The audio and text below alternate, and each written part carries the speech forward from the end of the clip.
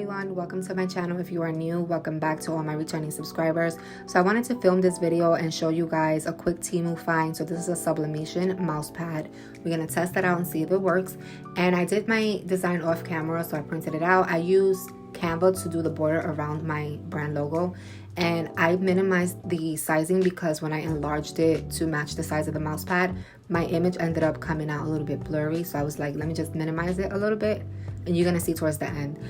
The mouse pad did not come with an instruction manual to, towards the heat press on timing and temp.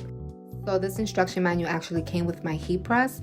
So we're gonna do, it says mouse pad 347 degrees to 365 degrees, and I'm gonna go ahead and do 355. And then for the seconds, I believe it says 40 to 60 seconds.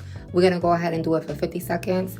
If you have an instruction manual for your heat press, I recommend for you to follow that, or you can use the temp and time that I'm using in this video because it worked perfectly fine for me. So I'm going ahead and preheating my press. While that's preheating, I'm gonna go and use my heat resistant tape, which is the blue dispenser that you see right there. For some reason, it didn't record that part, but I'm just going to add some heat resistant tape to the design and secure it onto the mouse pad. You always want to add heat resistant tape so that you don't have any shifting happening where it can cause ghosting and mess up whatever you're sublimating on. So I'm going to go ahead and center my image on my mouse pad, make sure that it's good to go where I want it, and then I'm just going to apply the heat resistant tape. So as you can see, I already added that. Now I'm gonna go ahead and place it onto my press. I'm gonna center it in the middle, and then you wanna use butcher paper when you're sublimating, but I ran out, so we're gonna go ahead and use parchment paper. That's gonna work just fine. It's just gonna protect my mouse pad, my design from my press. So we're gonna go ahead and do that. Let the press do its thing, and then I'll be back to show you the finished touch.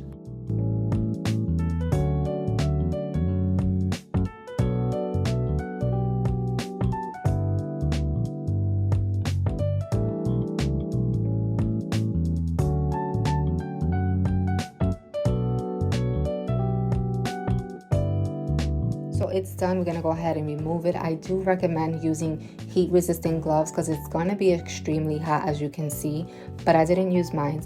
It did curl up on me, but like I said, it's because I should have added a little bit more of heat resistant tape around it on the sides as well, but it's all right. We're gonna go ahead and see if it needs more time. So I'm gonna lift up the paper just a tad bit to make sure.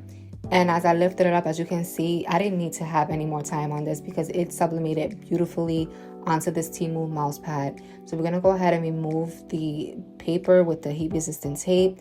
Some parts did get the black rubber part from the back of it, but again, the temperature that we use is really high.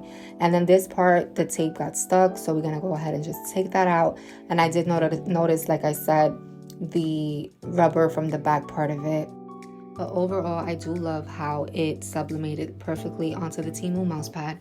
And if you have a crafting business and you want to showcase that you make custom mousepads with individuals' business logos, or just in general, you guys can save money purchasing a bulk amount of mousepads on TEMU. So I love how vibrant it came out. If you guys have any questions or any recommendations on other videos you want me to post onto my channel, feel free to let me know. Comment down below. Don't forget to like, comment, and subscribe. I'll see you all in my next video, and I do hope that you guys enjoy this quick tutorial on how to sublimate on a mouse pad. Thank you all for tuning in, and I'll see you guys all in my next video.